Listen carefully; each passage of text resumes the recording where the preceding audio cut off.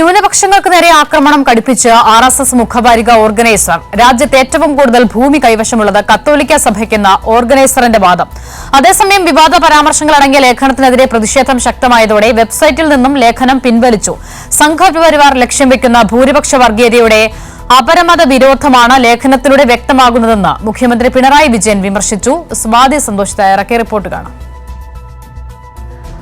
അസിത, രാജ്യത്തെ മുസ്ലിങ്ങളെ ലക്ഷ്യം വെച്ചുകൊണ്ടുള്ള വഖഫ് നിയമ ഭേദഗതി ബിൽ പാർലമെന്റിൽ പാസാക്കിയതിന് പിന്നാലെയാണ് രാജ്യത്തെ മറ്റ് ന്യൂനപക്ഷങ്ങളെ ആക്രമിക്കുന്ന തരത്തിലേക്ക് സംഘപരിവാറും BJPയും പോകുന്നു എന്ന് വെളിവാക്കുന്നതാണ് RSSന്റെ മുഖവാരികയായിട്ടുള്ള ഓർഗനൈസർ ഇന്ന് പുറത്തുവിട്ട ലേഖനത്തിൽ ചൂണ്ടിക്കാണിച്ചിട്ടുള്ളത്. ആ ലേഖനം തുടങ്ങുന്നത് ഇങ്ങനെയാണ്: രാജ്യത്ത് ഏറ്റവും കൂടുതൽ ഭൂമി കൈവശം വെച്ചിട്ടുള്ളത് കത്തോലിക്ക സഭയാണോ വഖഫ് ബോർഡാണോ എന്ന തലക്കെട്ടോടുകൂടിയാണ് ലേഖനം ആരംഭിക്കുന്നത്.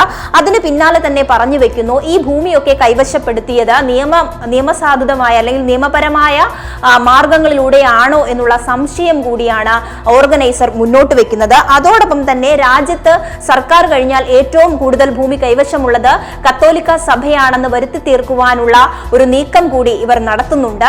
കൃത്യമായും രാജ്യത്താകമാനം 17 കോടിയിലധികം ഏക്കർ ഭൂമിയാണ് കത്തോലിക്ക സഭയുടെ കൈവശം ഉള്ളത് എന്നും ഈ ലേഖനത്തിലൂടെ ചൂണ്ടിക്കാട്ടുന്നു. മാത്രമല്ല, മതപരിവർത്തനമാണ് ഇവരെല്ലാം ഉദ്ദേശിക്കുന്നത്. അല്ലെങ്കിൽ ഈ കത്തോലിക്ക സഭയുടെ കീഴിലുള്ള ആശുപത്രികളും സ്കൂളുകളിലൂടെയും സൗജന്യമായി ചില വാഗ്ദാനങ്ങൾ നൽകിക്കൊണ്ട് സൗജന്യമായി സാമ്പത്തികമായി പിന്നോക്കം നിൽക്കുന്നവരെ സൗജന്യമായി സഹായിച്ചുകൊണ്ട് അവരെ മതപരിവർത്തനത്തിന് സമ്മർദ്ദം ചെലുത്തുന്നു എന്നതടക്കമുള്ള വിവാദ പരാമർശങ്ങളാണ് ഈ ലേഖനത്തിൽ ഉൾപ്പെട്ടിട്ടുള്ളത്. എന്തായാലും ഇതിനെതിരെ വലിയ തരത്തിലുള്ള വിമർശനങ്ങളാണ് ഇപ്പോൾ സോഷ്യൽ മീഡിയയിലും അതോടൊപ്പം മറ്റ് നേതാക്കളിൽ നിന്നും ഉയരുന്നത്. അതിന് പിന്നാലെയാണ് ഈ വിഷയം ചർച്ചയായതിനു പിന്നാലെ ഇത് BJPക്കും സംഘപരിവാറിനും തിരിച്ചടിയാകുമെന്ന് മനസ്സിലാക്കിയതോടുകൂടി ഈ ലേഖനം പിൻവലിച്ചുകൊണ്ട് ഒരു നടപടിയിലേക്ക് ഓർഗനൈസർ പോകുന്നു. വെബ്സൈറ്റിൽ നിന്നും ലേഖനം പിൻവലിക്കുകയായിരുന്നു ചെയ്തത്.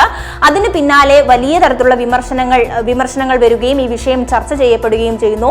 കേരളത്തിന്റെ മുഖ്യമന്ത്രി പിണറായി വിജയൻ ഈ വിഷയത്തിൽ പ്രതികരണം രേഖപ്പെടുത്തിയിട്ടുണ്ട്. സംഘപരിവാർ ലക്ഷ്യം വെക്കുന്ന ഭൂരിപക്ഷ വർഗീയതയുടെ തെളിവാണ് ഓർഗനൈസർ ലേഖനത്തിലൂടെ പുറത്തു വന്നത് എന്നാണ് മുഖ്യമന്ത്രി പ്രതികരിച്ചിട്ടുള്ളത്. അതോടൊപ്പം തന്നെ ഇതിനെ കൃത്യമായും ബഹുജന മതേതര വാദികളെല്ലാം ഒരുമിച്ച് നിന്നുകൊണ്ട് ഇതിനെ ചെറുത്തു തോൽപ്പിക്കണം എന്നും മുഖ്യമന്ത്രി അദ്ദേഹത്തിന്റെ പ്രസ്താവനയിൽ ചൂണ്ടിക്കാണിക്കുകയാണ്. അതോടൊപ്പം മറ്റ് നേതാക്കളും രാഹുൽ ഗാന്ധി ഉൾപ്പെടെയുള്ള നേതാക്കൾ ഈ വിഷയത്തിൽ പ്രതികരണവുമായി രംഗത്ത് വന്നിട്ടുണ്ട്.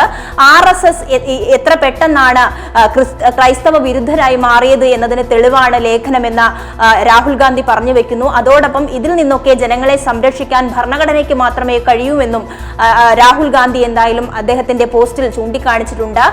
ഈ ഓർഗനൈസറുടെ ലേഖനം ചർച്ചയായതിനു പിന്നാലെ ഇത് പിൻവലിക്കുന്ന സാഹചര്യമുണ്ടായി. തീർച്ചയായും BJP കുറെ നാളുകളായി ലക്ഷ്യം വെക്കുന്ന ന്യൂനപക്ഷങ്ങളെ രാജ്യത്തു നിന്നും ആട്ടി ഓടിക്കുവാനുള്ള അല്ലെങ്കിൽ അവരെ തകർക്കുവാനുള്ള നീക്കം തന്നെയാണ് ഈ ലേഖനത്തിന് പിന്നിലുള്ളതും എന്ന് തന്നെയാണ് നമുക്ക് ഈ ലേഖനം ഉടനീളം വായിച്ചാൽ മനസ്സിലാകുന്നത്. അസിത.